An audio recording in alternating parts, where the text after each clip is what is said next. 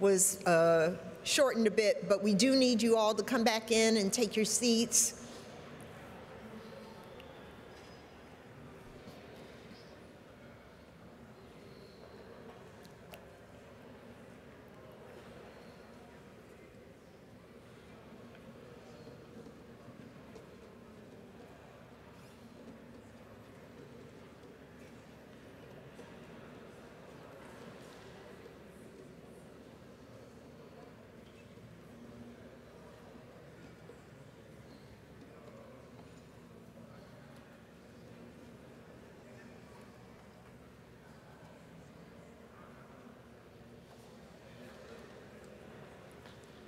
Hi, how are you doing?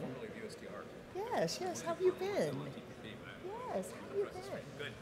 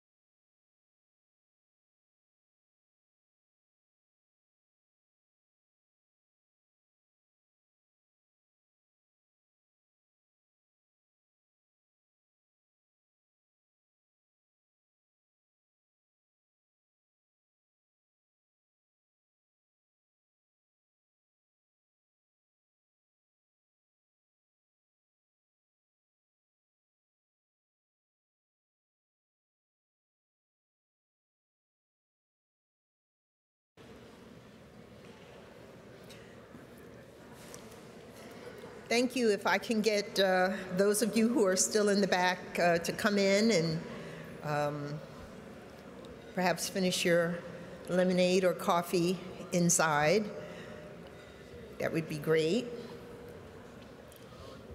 Folks upstairs, can we get you to come downstairs and join us?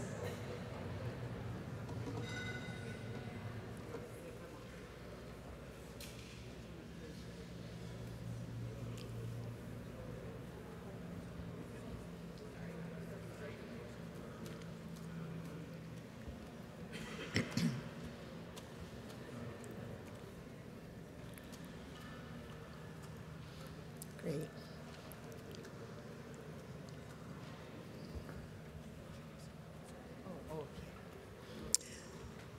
So first of all, welcome back, everyone. Thank you again for participating in the 2024 AGOA Private Sector Forum. Corporate Council on Africa is always delighted to put this together and to have the opportunity to have a focus and a spotlight on the issue of U.S.-Africa trade and investment and how AGOA is an important and critical part of that. So I am here and privileged at this point to introduce Deputy Secretary Don Graves from the Department of Commerce. Let me just say that Commerce has been an incredible supporter over the years of the AGOA Private Sector Forum. We've worked closely with their teams there, and it is so fortunate to have leadership from Department of Commerce.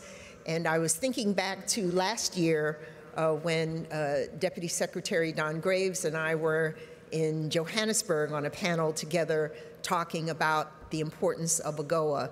And so it is really a privilege for us, all of us, to have the Deputy Secretary here again to talk to the private sector. And so with that, let me just say, Deputy Secretary, we're looking forward to hearing what you have to say.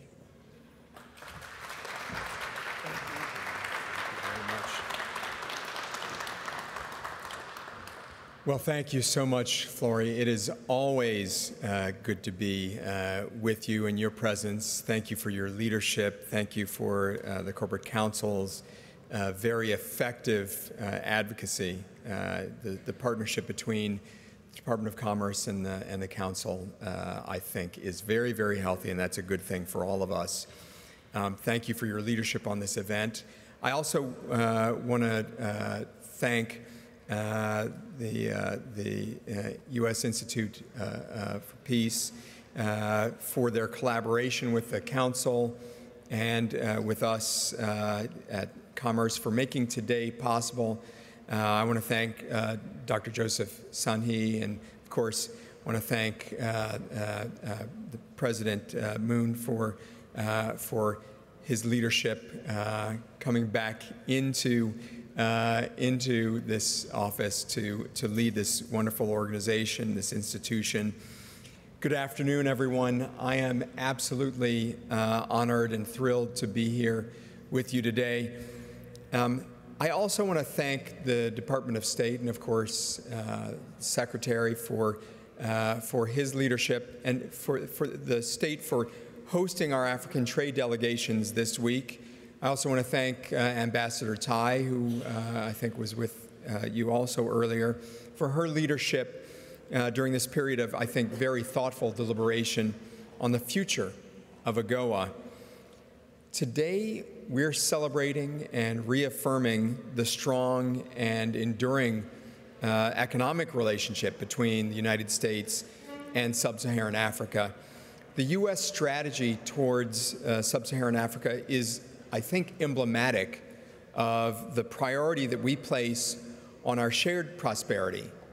It's what we do together, not each on our own, but as a common people, focusing on what we can achieve together.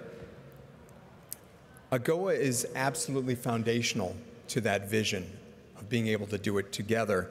Since its inception, AGOA has been absolutely instrumental in creating jobs, enhancing skills, fostering innovation, driving investment, all while doing the important things behind the scenes, reducing bureaucracy, eliminating and reducing corruption, improving human rights, advancing labor rights. And AGOA stands as a bulwark of sustainable and inclusive economic growth through trade, encouraging the rule of law and market-based reforms so that our African partners can unleash the full economic potential alongside and in partnership with the United States to be innovative, dynamic, competitive global economic players. As Flory mentioned, when we gathered in Joburg last November, it's hard to believe it's already been that long, for the AGOA Forum, we set pretty ambitious goals to enhance our commercial ties and to foster economic growth. So I want to take a step back and review the substantial progress that we've made in several key areas, and then go to where I think we will be going over the coming months and years. First, we've seen a pretty marked increase in trade and investment between the United States and African nations. U.S. companies have committed to rather significant investments in sectors such as technology, infrastructure, and renewable energy. For instance, the $160 million investment by Equinix in a new data center that I had the chance to visit in Johannesburg, for example, it's a testament to the growing confidence in Africa's digital transformation. Additionally, we just opened a new foreign commercial office in Côte d'Ivoire, and we're going to open another office in Zambia next month. We're utilizing, as many of you know, a commerce-wide approach to engaging our African partners. Second, we've set our eyes on financing critical infrastructure projects that make doing business much easier. The Lobito Corridor project is a prime example of our commitment to improving regional infrastructure, which is absolutely vital for economic growth and integration. Third, we've made historic investments in climate resilience and promoting women's economic empowerment. These initiatives aren't just essential for sustainable development, but also for ensuring that the benefits of economic growth are felt by everyone. Fourth, we remain a crucial investor in food security and public health throughout the continent. Our efforts have helped improve access to nutritious food and to health care, which are fundamental to the well-being of communities across the African continent. And finally, we're engaging directly with our partners and our allies across the world. As some of you know, Secretary Raimondo traveled to Nairobi, Kenya in April, leading a private sector delegation from the President's Advisory Council on Doing Business in Africa, or PAC-DBIA, to reaffirm the U.S.-Kenya bilateral commercial and investment relationship. What's more, in May of this year, during President Ruto of Kenya's state visit, Secretary Raimondo also signed a memorandum of understanding with her counterpart, establishing a U.S.-Kenya commercial and investment partnership, deepening, again, our commercial and investment ties in key priority sectors like infrastructure, agriculture, and the digital economy. Those are just some of the examples of what we're doing. With all of those accomplishments, though, comes the commitment to do even more, and that's really what we're here to talk about. As we look to the future, we need to continue to expand trade and investment much further than before, supporting the development of critical infrastructure that will provide a solid foundation for growth and innovation, promoting a sustainable and inclusive future across the continent, and further strengthening our robust partnership with our African allies to ensure all our voices are joined together in the pursuit of global prosperity. And at Commerce, many of you know this, I am a huge proponent of this strategy. We're continuing to develop and implement the first ever whole of commerce Africa strategy. It's a little bit sad that it took so long, but I am very proud that we have this whole of commerce Africa strategy, focusing not just on traditional trade and partnerships, but also seeking an innovative, holistic approach to our engagement on the continent. At our Patent and Trademark Office, we're partnering with many African countries, most recently Namibia, to strengthen and expand the global patent protection network.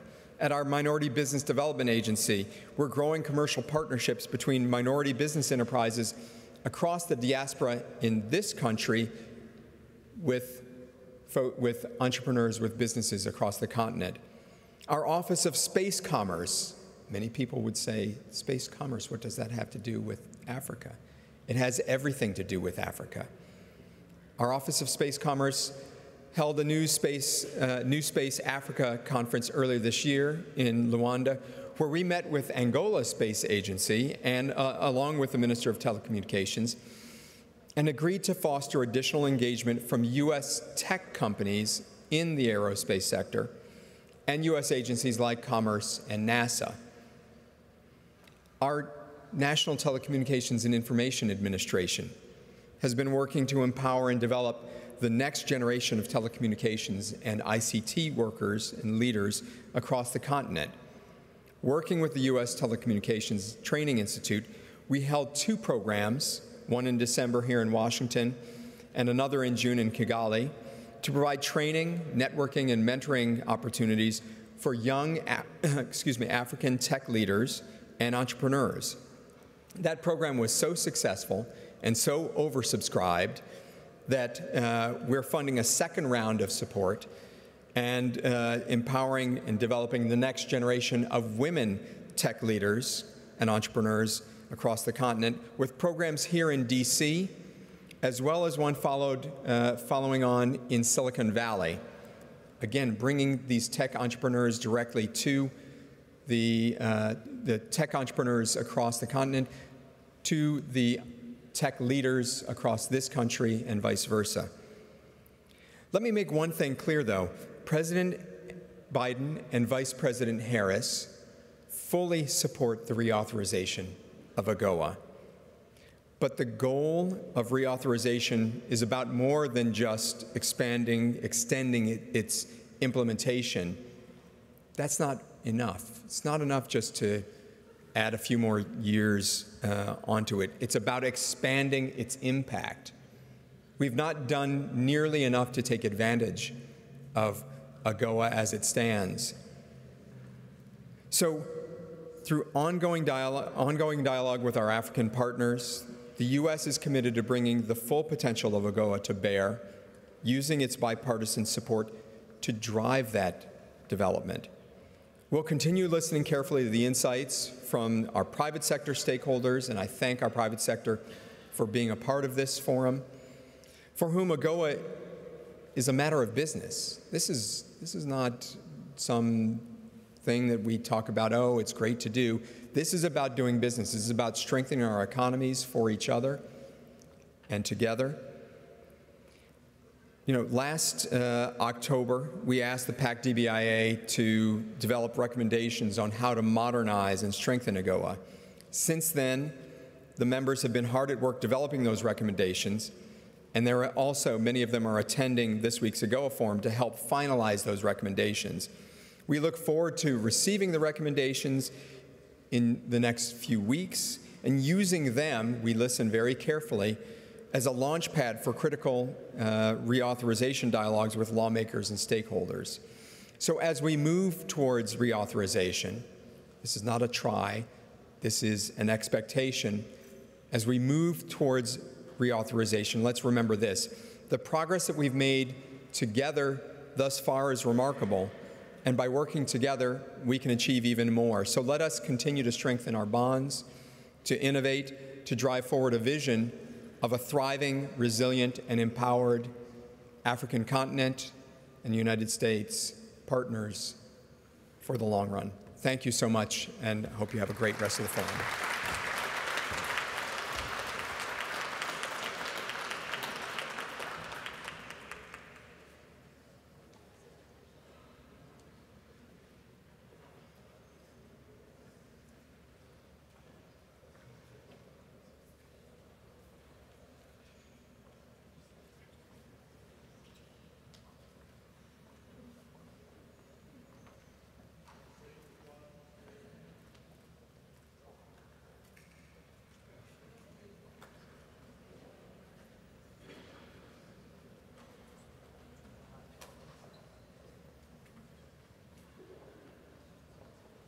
We will now begin our next panel.